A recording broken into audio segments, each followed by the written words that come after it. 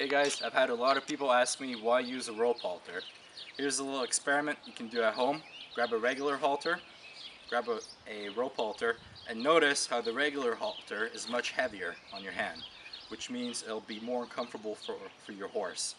But now grab a volunteer and have them pull down on both halters, and notice how the rope halter is much more uncomfortable than the regular halter when it's being pulled against, and that's because the rope is thinner. So the rope halter really discourages your horse from leaning against you. So the first step to choosing the right rope halter is to consider the size. A regular average size halter will fit most horses. This is Kira, she's a Morab, and it fits her quite well. You might want to consider choosing the next size up if you have a warm blood with a large head, or maybe the next size down if you have an Arab with a fine head. So the next aspect to consider when choosing a rope halter is what kind of rope to use. This here is a soft rope halter. Soft rope is milder and more comfortable for the horse. However, we also have a stiff rope option for horses that like to lean a lot and are extra pushy.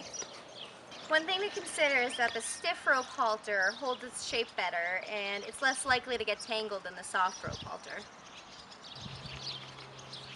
Another consideration is the thickness of your rope. Right here I've got a thicker rope and that's a lot milder, and a thinner rope will have more bite and put more pressure on the horse.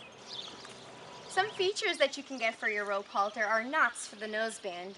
You can either get 2 or 4 knots, and the knots put pressure on the horse when you apply it to encourage the horse to give to pressure. The more knots you have, the more pressure there is on the horse's nose. So another feature to consider is whether you want a twisted crown or just a regular crown. The twisted crown will apply more pressure on the horse's poll. So if you want to ask the horse to drop their head, for example, you won't need as much force. Now remember that the more features you get for your halter, the stronger it will be and the less force you'll need.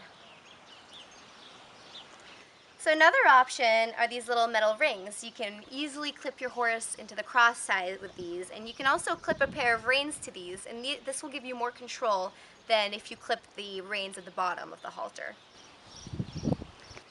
So remember that these halters are designed to be a training tool and they're not breakaway halters. I definitely don't recommend you turning your horse out in them, and use caution when using them. Thanks for watching, guys. We'll see you later.